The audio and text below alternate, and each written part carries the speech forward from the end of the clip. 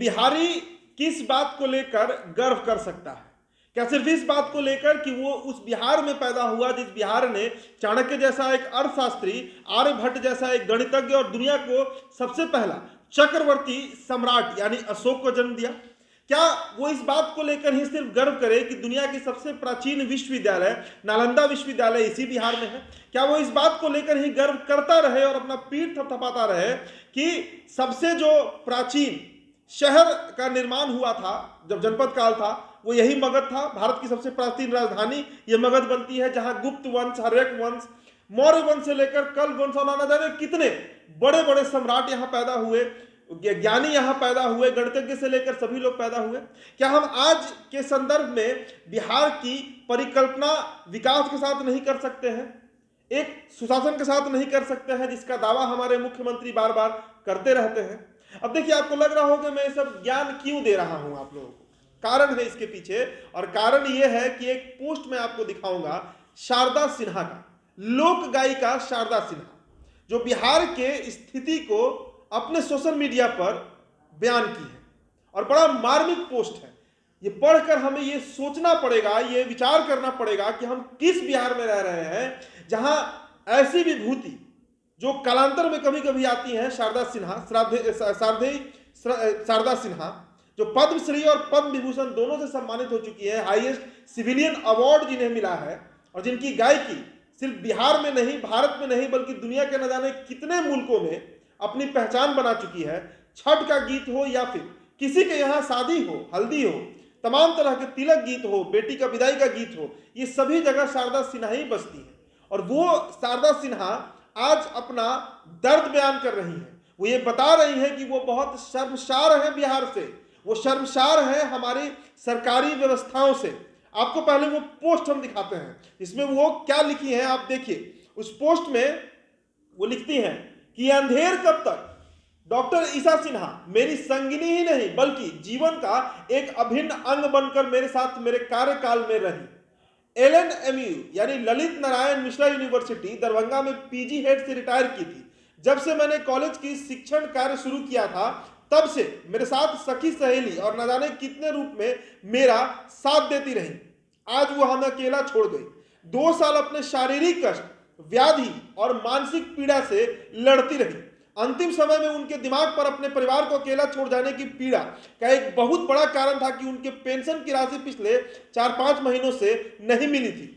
उनके पतिदेव श्री सचिदानंद जी ने कई पत्र लिखे सरकार के नाम। सरकार को उनकी पत्नी की हालत भी बताया, पर सरकार के कान पर जू तक ना रहेगी। पटना से समस्तीपुर और समस्तीपुर से पटना इलाज के दौरान दौड़ते रहे पैसे के इंतजाम में श्री सचिदानंद जी, ताकि उनकी जीवन संगिनी कुछ पल उनके साथ और जीवित रह सके। मेरी सखी ईशा जी तो चली गई और न जाने कितने बाकी हैं इस परेशानी को झेलने के लिए, यह बस पता नहीं। साथ यह भी बता दूं कि पिछले 4 महीने से मैं भी बिना पेंशन के हूं। इसका फर्क हर सेवानिवृत्त को गहरा ही पड़ता है। क्या यही न्याय है बिहार सरकार या विश्वविद्यालय नियमों का? क्या मैं इसी राज्य का प्रतिनिधित्व करती हूं? शर्मसार से महसूस करती हूं इस तरह के व्यवस्था से। अब सोचिए ये कितना बड़ा सवाल उठाया गया है शारदा सिन्हा के द्वारा। ये भी रिटायर्ड प्रोफेसर है, सिर्फ प्रोफेसर नहीं बल्कि ललित नारायण मिश्रा यूनिवर्सिटी समस्तीपुर में म्यूजिकल डिपार्टमेंट की हेड ऑफ डिपार्टमेंट रह चुकी है और उस विभाग से ये रिटायर की हैं। और पिछले 4-5 महीनों से इनका भी जो सेवानिवृत्ति होता है, जो पेंशन होता है, वो नहीं मिल रहा है। जब शारदा सिन्हा जैसी एक बड़ी हस्ती खुद कह रही है कि वो बिहार को रिप्रेजेंट करती हैं, और बात भी सही है, कहीं भी जाती हैं, किसी बड़े मंच पे जाती हैं, न्यूज चैनल हो या किसी भी राज्य में देश दुनिया में ये घूमती हैं, तो बिहार का प्रतिनिधित्व कर रही होती हैं, बिहार का गौरव बढ़ा रही होती हैं, हम बिहारियों का मान सम्मान बढ़ा रही होती हैं। और ये शारदा सिन्हा आज जिस पीड़ा को व्यक्त की है सोशल मीडिया पे, ये कितना बड़ा सवाल उठाता है हम बिहारी और हम बिहारियों पर, हमारे सरकार पर, हमारे मंत्रियों पर, हमारे हर जन प्रतिनिधियों पर, कि ये कौन सा बिहार का निर्माण हो रहा है जहां पे शारदा सिन्हा जैसी विभूति का पेंशन रोका गया है।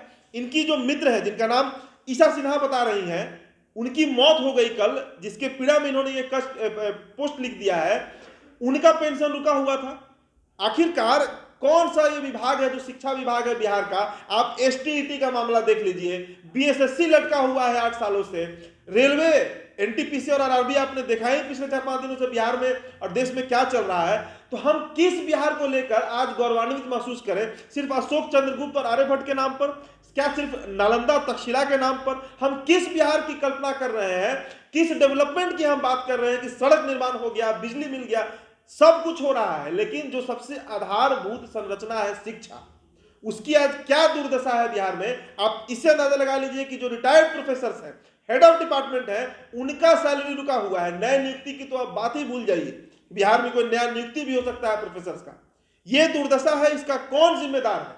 ये सबसे मूलभूत प्रश्न है जिसका जवाब अगर बिहार सरकार नहीं तलाशती है तो आने वाली कई पीढ़ियों के साथ हम सिर्फ और सिर्फ मजाक करेंगे और बिहार मजाक बनकर ही रह जाएगा। धन्यवाद।